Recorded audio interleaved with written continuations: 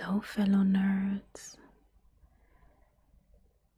I have some very good news. My Dwarven Fighter Hadulin, whom I have introduced in another video, has leveled up in the last session. More importantly, nobody died last session. And let me tell you, that was a tough call.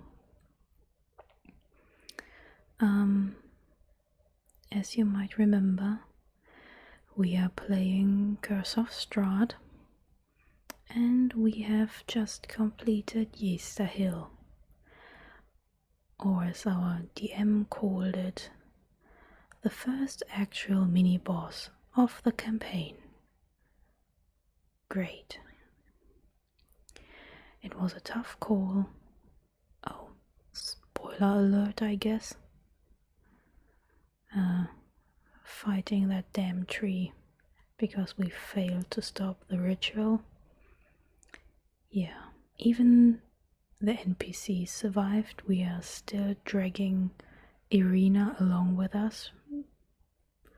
For some reason we did not abandon her in Vallaki. Oh, no, I remember. We failed to save the cathedral. We are not very good at this saving stuff game. Anyway, we are still dragging her along. We have also picked up a chicken, a hen called Gertie. She's immortal, so we don't need to worry about her. She's in our bard's backpack.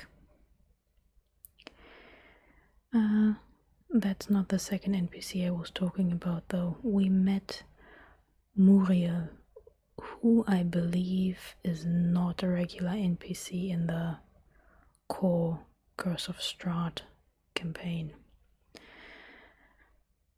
Anyway, we survived, some of us through sheer luck, and we leveled up, which means I get to choose a new feat, or rather another feat for Hadulin. I am foregoing the ability score improvement, I think, in favor of a feat. Now the last feat I took, where is it? Is mobile. Your speed increases by 10 feet, which is nice because as a dwarf she had only 25 feet movement to begin with, and now at 35 feet she's regularly the fastest, unless the tabaxi uses feline agility. Your speed increases by 10 feet when you use the dash action. Difficult terrain doesn't cost you extra movement on that turn. When you make a melee attack against a creature, you don't provoke opportunity attacks from that creature for the rest of the turn, whether you hit or not. And that, my friends, has saved her life at least 4 times in the last battle. Because at level 5 she can now make 3 melee weapon attacks against 3 different targets. And surrounded by 3 berserkers, she just hit all of them and ran away without provoking attacks of opportunity. Lucky, lucky her. Now, let's have a look at some feats. This is a nice homepage I found, for those of us who don't have the funds to spend on the books or buy everything on D&D Beyond, which is a nice website, but Okay, let's have a look.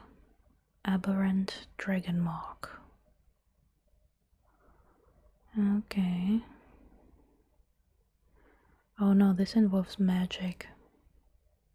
You have manifested an aberrant dragon mark. Determine its appearance and the flaw associated with it. You gain the following benefits. Increase your constitution score by 1 to a maximum of 20. You learn a cantrip of your choice from the sorcerer's spell list. In addition, choose a first level spell from the sorcerer's spell list. You learn that spell and can cast it through your mark. Once you cast it, you must finish a short or long rest before you can cast it again through the mark. Constitution is your spell casting ability for these spells. Okay, considering her backstory,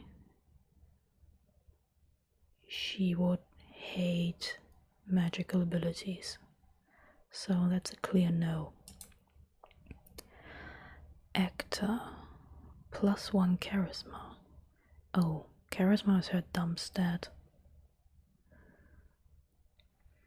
Skilled at mimicry and dramatics, you gain the following benefits. Increase your charisma score by 1 to a maximum of 20. I think she has a 7, right? Yeah. You have advantage on charisma, deception, and charisma performance checks when trying to pass yourself off as a different person. You can mimic the speech of another person or the sounds made by other creatures. You must have heard the person speaking or heard the creature make the sound for at least 1 minute. A successful wisdom insight check contested by your charisma deception check allows a listener to determine that the effect is faked. Yeah, I don't know. Alert. Always on the lookout for danger, you gain the following benefits. You gain a +5 bonus to initiative. You can't be surprised while you are conscious. Other creatures don't gain advantage on attack rolls against you as a result of being unseen by you.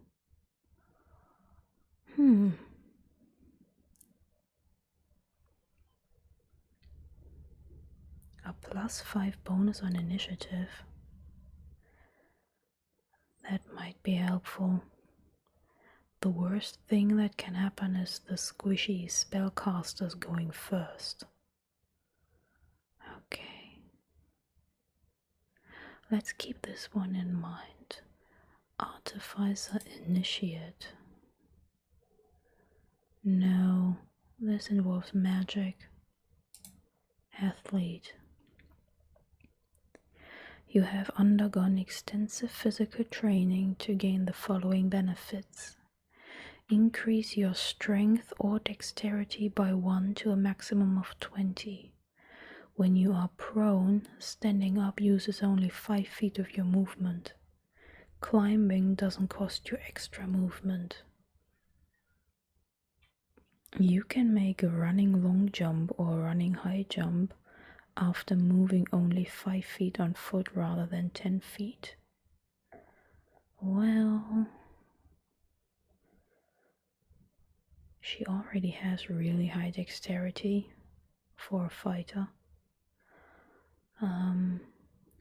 And she has never been knocked prone in the entire campaign, which is lasting over a year now. She does climb a lot though. I must admit I tend to play her like a rogue. She steals everything too. Okay, let's keep athlete in mind as well. Okay, this is halfling. Charger. When you use your action to dash, you can use a bonus action to make 1 melee weapon attack or to shove a creature. If you move at least 10 feet in a straight line immediately before taking this bonus action, you either gave a +5 bonus to the attack's damage roll if you choose to make a melee attack and hit, or push the target up to 10 feet away from you if you choose to shove and you succeed. Huh. No, I don't think so. Chef.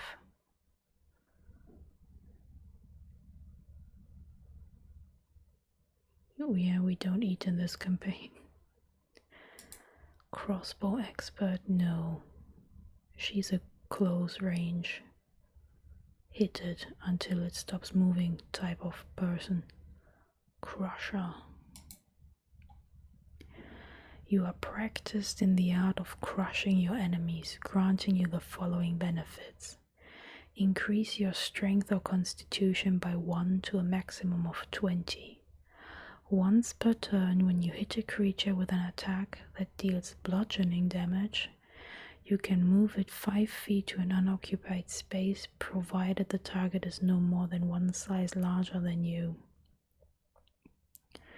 When you score a critical hit that deals bludgeoning damage to a creature, attack rolls against that creature are made with advantage until the start of your next turn. Well, she uses a rapier and a hand axe. That's piercing and slashing damage. So this would be stupid. Defensive duelist. Prerequisite dexterity 13 or higher. I'm pretty sure she's way above that. Yeah, she has 18 points in dexterity.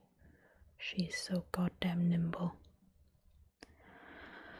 When you are wielding a finesse weapon with which you are proficient and another creature hits you with a melee attack, you can use your reaction to add your proficiency bonus to your AC for that attack, potentially causing the attack to miss you. Well, that's kind of included in the Battle Master subclass. So, no. The next two are for Dragonborn, and this one is for Drow. Dual wielder, she already wields 2 weapons. Dungeon Delver. Alert to the hidden traps and secret doors found in many dungeons. You gain the following benefits. You have advantage on wisdom, perception, and intelligence investigation checks made to detect the presence of secret doors. You have advantage on saving throws made to avoid or resist traps. You have resistance to the damage dealt by traps.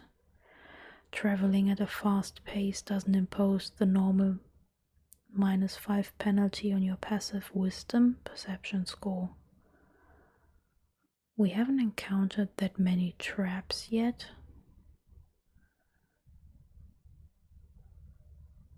No, I don't think so. Durable. Hardy and resilient, you gain the following benefits. Increase your constitution score by 1 to a maximum of 20. When you roll a hit die to regain hit points, the minimum number of hit points you regain from the roll equals twice your constitution modifier, minimum of 2. No. Dwarven Fortitude.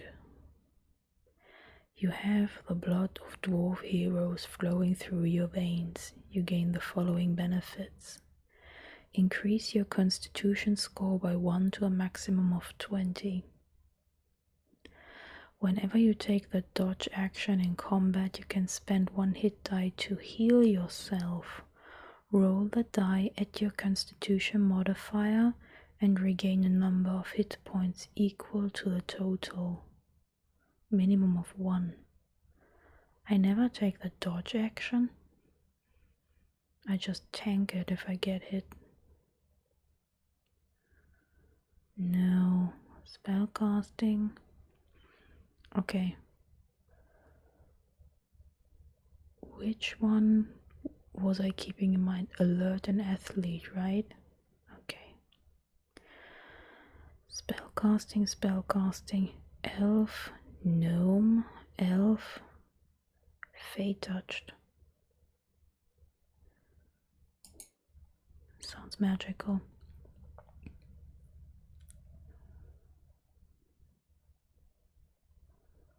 No, I mean Misty Step is really useful, but from a role-playing perspective,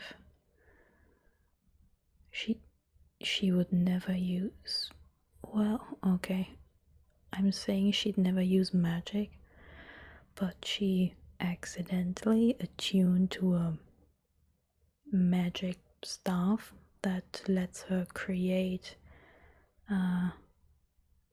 twig blights and needle blights and vine blights. But I think she's okay with that because it's a magic item. It's not magic that does something to her body. She wouldn't like that, I think. And that staff is really cool. It bit her during attunement though, sucked the blood out of her leg. She lost 8 hit points.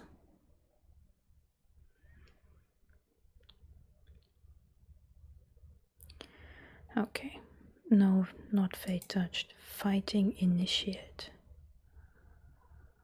Prerequisites. Proficiency with a martial weapon. Okay.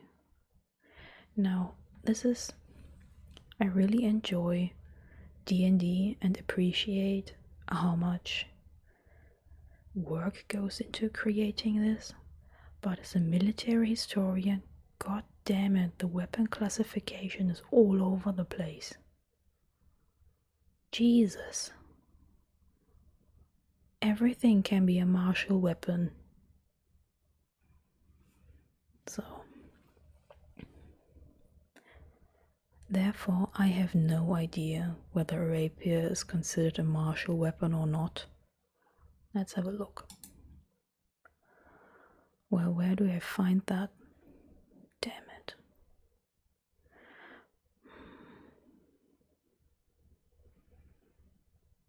Yeah, she's proficient in martial weapons and simple weapons. Interestingly enough, it doesn't say anything about finesse weapons. Okay, I'm not getting into this right now. Okay. We do have what it requires. Your martial training has helped you develop a particular style of fighting. As a result, you learn one fighting style option of your choice from the fighter class. If you already have a style, the one you chose must be different. Oh, I see. Whenever you reach a level that grants the ability score improvement feature, you can replace this feat's fighting style with another one from the fighter class that you don't have. So I can just stack fighting styles on top of each other. But I already am a fighter. No, this seems redundant. Now this requires you to be a tiefling. Ooh, grappler. Strength 13 or higher. Okay, she has 15 points in strength. You've developed the skills necessary to hold your own in close quarters grappling. You gain the following benefits. You have advantage on attack rolls against the creature you are grappling. You can use your action to try to pin a creature grappled by you. To do so, make another grapple check. If you succeed, you and the creature are both restrained until the grapple ends. No. How is that supposed to work? She has 2 weapons in her hands. The rapier in the right and the hand axe in the left. Great weapons master. No, she's not letting go of that rapier. Rapiers are the sexiest type of sword. And as I say that, I look over to my rapier hanging on the wall. It's such a beautiful thing. Okay, so no. Gunner. You have a quick hand and keen eye when employing firearms, granting you the following benefits. We don't have firearms in our campaign. Healer.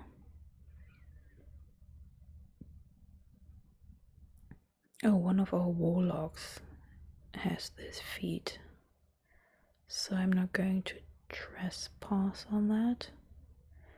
Heavily armored, no, she's wearing medium armor. Inspiring leader, no. Keen mind. You have a mind that can track time, direction, and detail with uncanny precision. You gain the following benefits. Increase your intelligence score by 1 to a maximum of 20. You always know which way is north. You always know the number of hours left before the next sunrise or sunset.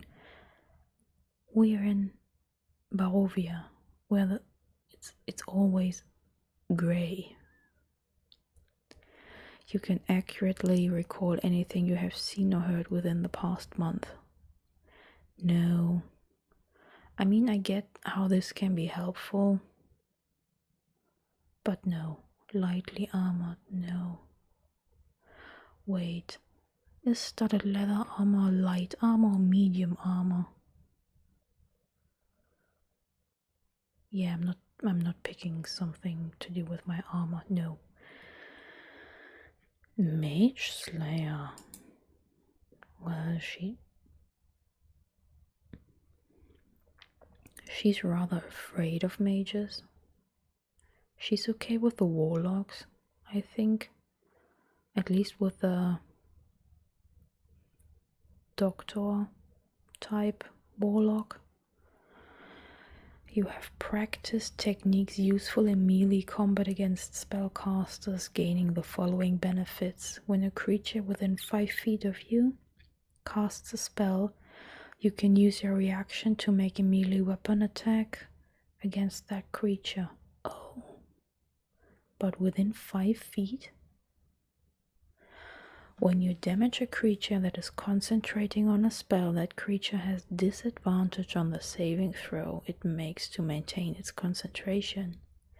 You have advantage on saving throws against spells cast by creatures within 5 feet of you. But most spellcasters are more than 5 feet away from you. That's the point of a spellcaster. Also, she's rather afraid of magic users. She would not get close to any of them.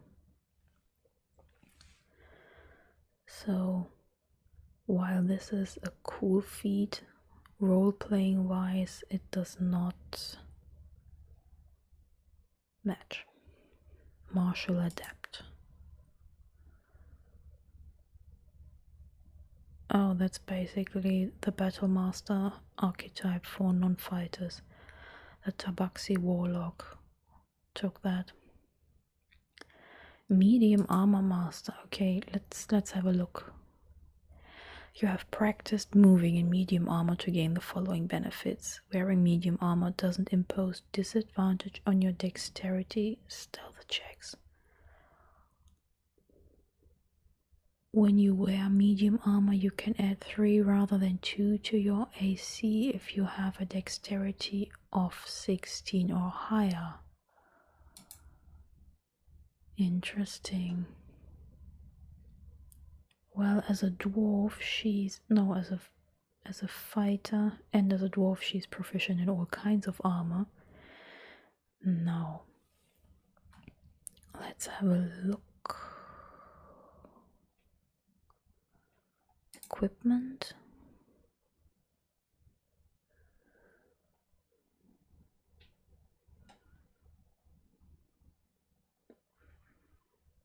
Okay, studded leather armor is light armor.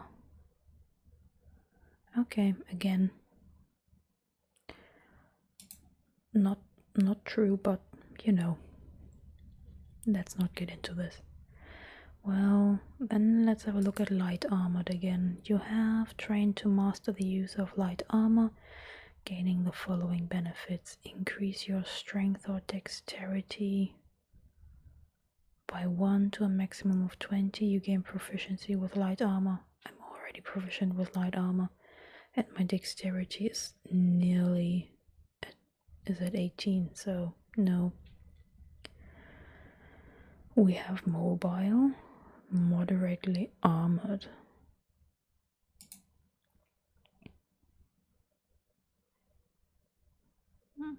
Okay, this is also included in being a fighter. Mounted combatant. Well, we considered buying a donkey, but for some reason we didn't. Instead, we got Gertie the chicken. So, no. Observant. Quick to notice details of your environment, you gain the following benefits. Increase your intelligence or wisdom by 1 to a maximum of 20. If you can see a creature's mouth while it's speaking a language you understand, you can interpret what it's saying by reading its lips. You have a +5 bonus to your passive wisdom, perception, and passive intelligence investigation scores. No.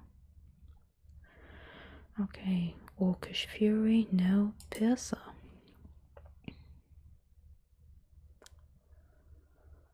You have achieved a penetrating precision in combat, granting you the following benefits. Increase your strength or dexterity by 1 to a maximum of 20. Once per turn, when you hit a creature with an attack that deals piercing damage, you can re-roll one of the attack's damage dice, and you must use the new roll. When you score a critical hit that deals piercing damage to a creature, you can roll 1 additional damage die when determining the extra piercing damage the target takes. No.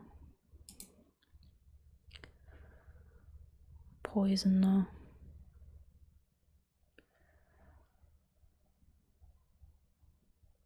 Do I want to poison my targets? I don't think so. Pole Arm Master. Again, she's not letting go of her weapons. This one requires half elf, half orc or human. Resilient. Choose one ability score. You gain the following benefits. Increase the chosen ability score by 1 to a maximum of 20. You gain proficiency in saving throws using the chosen ability.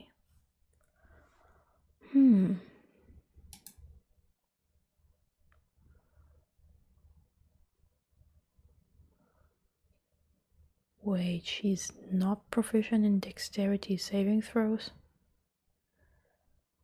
We might want to keep that in mind. Okay, this one requires being an elf. Ritual caster, no. Savage attacker. She certainly is a savage attacker.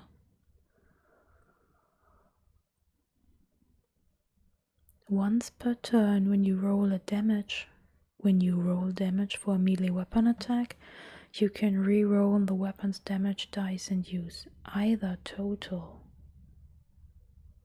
Well.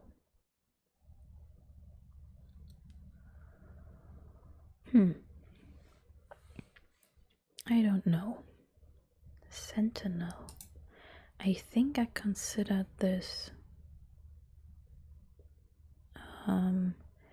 the first time I got to choose a feat. You have mastered techniques to take advantage of every drop in any enemy's guard, gaining the following benefits. When you hit a creature with an opportunity attack, the creature's speed becomes 0 for the rest of the turn. Creatures provoke opportunity attacks from you even if they take the disengage action before leaving your reach. When a creature within 5 feet of you makes an attack against a target other than you, and that target doesn't have this feat, you can use your reaction to make a melee weapon attack against the attacking creature. Oh, I like this.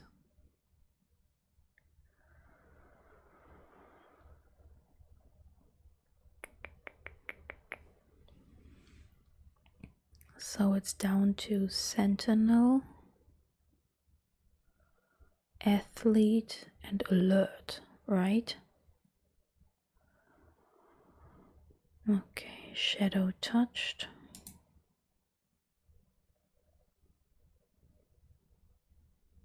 Again, spellcasting, Sharpshooter, she doesn't use ranged weapons. Shield Master, she doesn't use a shield. Skill Expert.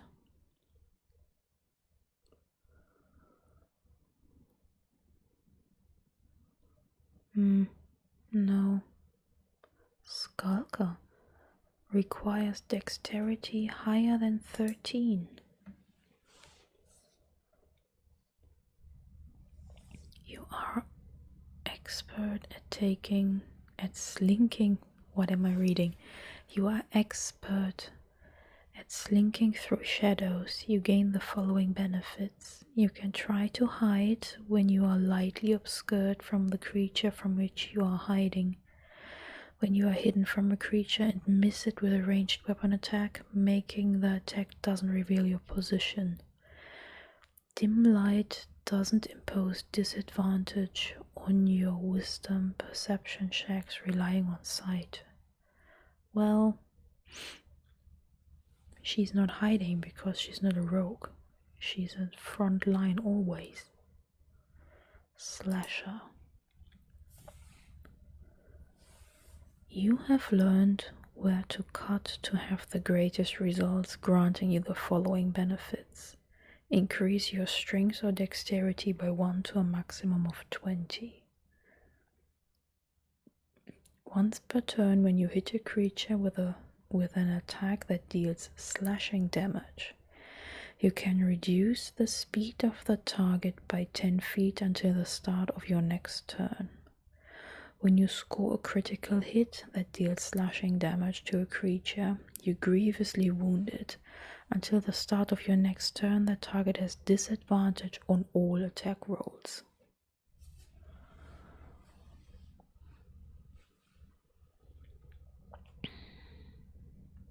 Well,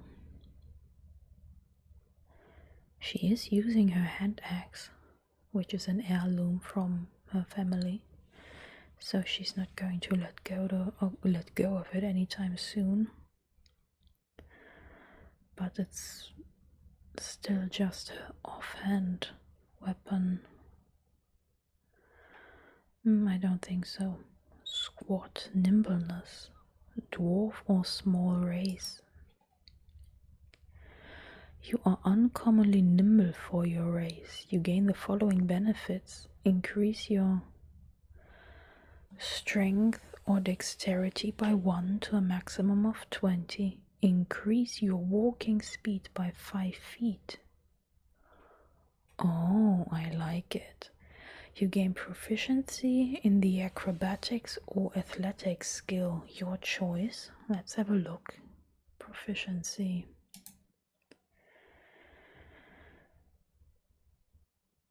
She is already proficient in acrobatics, but not in athletics. You have advantage on any strength, athletics, or dexterity acrobatics check you make to escape from being grappled. I do like this. This would also mean she's getting faster. I think squat nimbleness. Okay, but let's have a look at the last. This one requires you to be a deep gnome, Tavern Brawler. This is probably some hand-to-hand combat.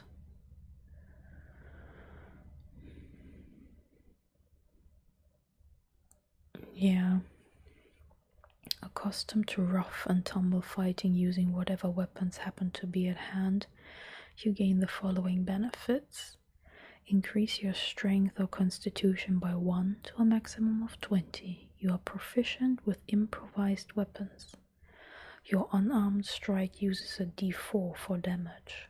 When you hit a creature with an unarmed strike or an improvised weapon on your turn, you can use a bonus action to attempt to grapple the target. Now, again, she does have a magnificent rapier and a very, very sturdy hand axe. Why would she let go of that? Okay. Telekinetic. You learn Mage Hand. No, she wouldn't do that. Telepathic. Also spellcasting. Tough. Ooh. Your hit point maximum increases by an amount equal to twice your level when you gain this feat. Whenever you gain a level thereafter, your hit point maximum increases by an additional 2 hit points. Wait, she is now level 6. Equal to twice your level. That means she would get 12 hit points just like that. Oh. I like that. But she's already super buff. I know it says 56 hit points in this character sheet, but she's down to 48 because of the accidental attunement to an evil magic staff. Okay, Warcaster requires spellcasting. Weapon Master, she's already proficient in so many weapons. Okay. It's either tough, squat nimbleness, sentinel, athlete, or alert. And I think she is already pretty athletic. She doesn't need that. So it's down to alert.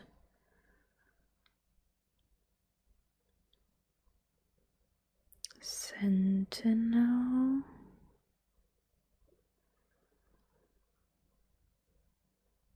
Squat nimbleness and tough. My gut tells me to go for either squat nimbleness or alert. Alert gives me the sweet, sweet +5 bonus to initiative.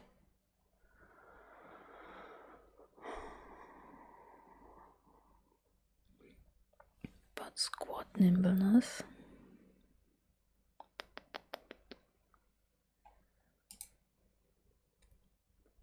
has 4 benefits instead of just 3. Just 3. And she would get faster. You know what?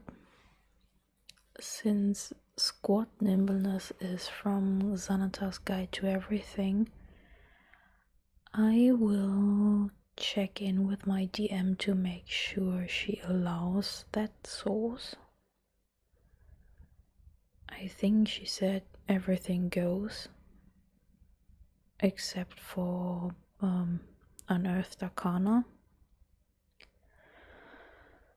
But before I get my hopes high, or maybe she's, yeah, no, she wouldn't tell me not to take it because it would make Hadulin OP. I mean, Hadulin is already pretty OP compared to the spellcasters.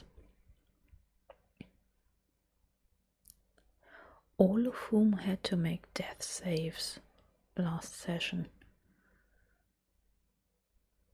God, that was so stressful. Okay, it's either squat nimbleness or alert. I don't need tough. She already has so many hit points. Squad nimbleness or alert. Okay. I will let you know what my DM decides. But I have set my eyes on squad nimbleness. Okay. I hope this wasn't too boring for you, watching me rant on about my beloved Dwarven Fighter Hadulin. Leveling up is always so exciting. I can't speak today for some reason. Anyway, thank you very much for listening to me. Maybe you found this interesting. Again, if you want to know more about Hadulin, let me know. I can talk about her for hours. And as always, I hope you're having a great day if you're just starting your day. If you're not starting your day and rather ending it, I wish you pleasant dreams, and I'm very much looking forward to the next video. Until then, bye bye, Felon.